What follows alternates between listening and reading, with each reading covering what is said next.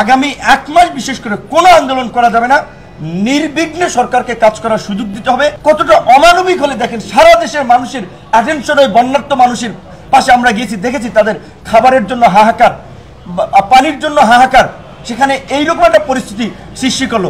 এইটাও আমরা এই পতিত সরকারের দোসরদেরকে হুঁশিয়ার দিয়ে বলতে চাই যে কোনো ধরনের ষড়যন্ত্র, বন্দুকের নলের মুখে সরকার টিকতে পারে নাই।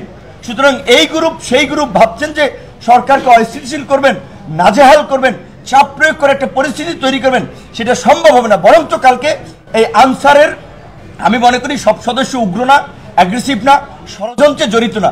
যারা ষড়যন্ত্র করতে এসেছিল, যারা এই নৈরাজ্য তৈরি করতে এসেছিল, লেজ গুটিয়ে পালিয়েছে, ঠিক একইভাবে কিন্তু বাকিরাও কিন্তু পালাবেন। কাজেই আপনাদেরকে অনুরোধ করব যে আপনারা আগামী 1 মাস দাবি দেওয়া নিয়ে আন্দোলন করেন না, আপনার যার যার কর্মে ফিরে যান।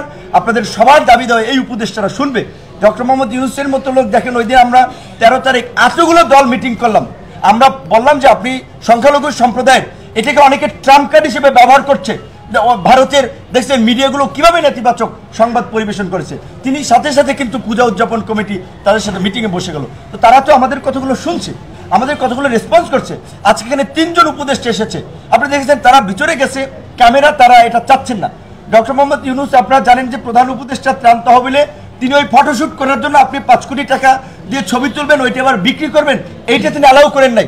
পরিষ্কারভাবে বলেছেন যারা সহযোগিতা করবেন, প্রধান উপদেষ্টা ত্রাণ তহবিল ব্যাংক অ্যাকাউন্ট আছে, অনলাইন অ্যাকাউন্ট আছে, সেখানে আপনারা পাঠিয়ে দিন। ফটোশ্যুটের রাজনীতি তারা করতে চাচ্ছে না। এই যে ব্যক্তিকেন্দ্রিক একটা এই চরিত্র যে বিগত রাজনৈতিক সরকারগুলো প্রতিষ্ঠা করেছে, এই পরিবর্তনগুলো কিন্তু তারা করছে। সুতরাং এই ইতিবাচকতায় আমাদেরকে সহযোগিতা করতে হবে এবং আমাদের ছাত্র তরুণ সকল বন্ধুদেরকেও বলবো, বিশেষ করে কিছু কিছু জায়গায় কিছু অপ্রীতিকর ঘটনা ঘটছে, অনেক মানুষ আতঙ্কিত বোধ করছে। সো আমাদের এমন কিছু করা যাবে না যাতে বিভিন্ন প্রতিষ্ঠানের লোকেরা আতঙ্কিত বোধ করে কিংবা কেউ কেউ একটা আশঙ্কায় থাকে। পরিষ্কারভাবে যাদের বিরুদ্ধে কোনো ধরনের এলিগেশন আছে, দুর্নীতি, দলবাজি, লিখিত তথ্য প্রমাণ ডকুমেন্টের ভিত্তিতে তাদের বিরুদ্ধে ব্যবস্থা নেওয়ার জন্য আমাদের দাবি তুলতে হবে।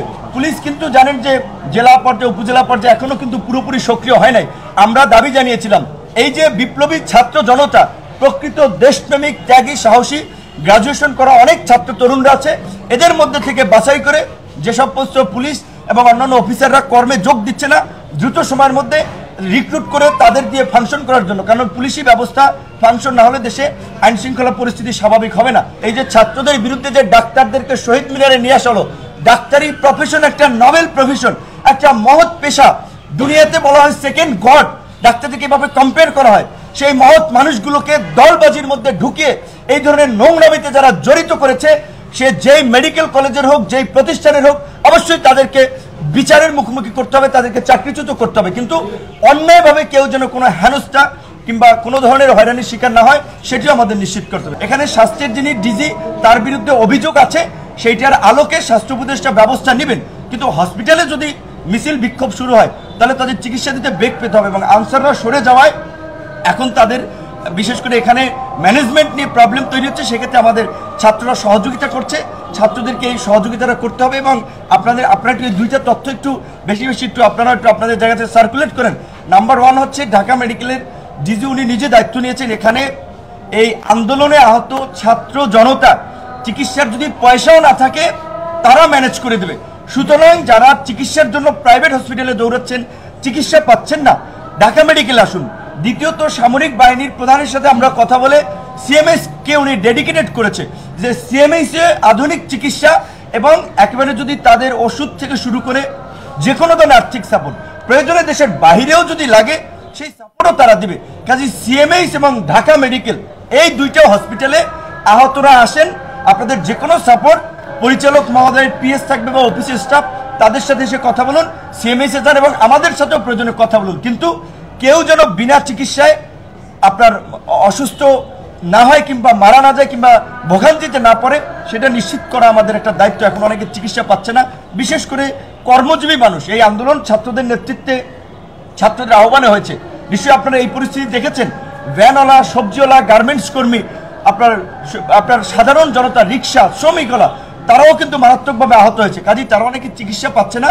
আপনাদের পরিচিত কেউ থাকলে ঢাকা মেডিকেল সিএমএইচে রেফার করুন, প্রয়োজনে আমাদের সাথেও যোগাযোগ করুন, তাদের চিকিৎসাটা আমরা নিশ্চিত করতে চাই। সামগ্রিকভাবে দেশের বর্তমান পরিস্থিতিতে আইন শৃঙ্খলা স্বাভাবিক করাটা এই সরকারের জন্য একটা বড় চ্যালেঞ্জ।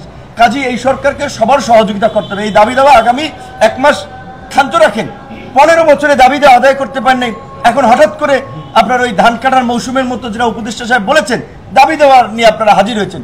এটা কি নৈতিকভাবে সমর্থনযোগ্য? এটা কি বিবেক সম্পন্ন? আমরা আরো শুনতে পাচ্ছি পল্লী বিদ্যুৎ সহ বিভিন্ন সংগঠনের নেতারাও এই ঢাকায় প্রোগ্রাম করার কথা বলছেন। আমরা পরিষ্কারভাবেই বলছি আপনাদের সাথে আমরা আছি, আপনাদের দাবি দেওয়া আমরা আদায় করতে চাই।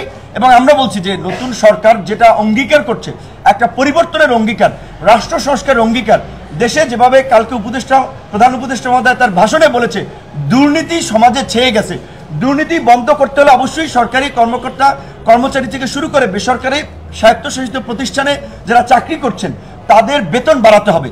বর্তমান দ্রব্যমূল্য এবং পরিস্থিতির সাথে তারা যেন সামাজিকভাবে মর্যাদার সাথে বাস করতে পারে, বেতন বাড়াতে হবে, সেটা পর্যায়ক্রমে কাজ করবে। হঠাৎ করে তো সরকারের আদর্শ বাড়ে নেই যে ধাপ করে বেতন বাড়িয়ে দেবে।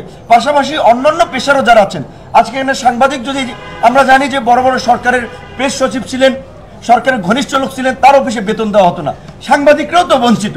সাধারণ নাগরিক, আজকে শ্রমিকরা ন্যূনতম মজুরির জন্য কথা বলছে। সবার দাবি দেওয়ার আলোকে একটা যৌক্তিক সংস্কার তারা করবে।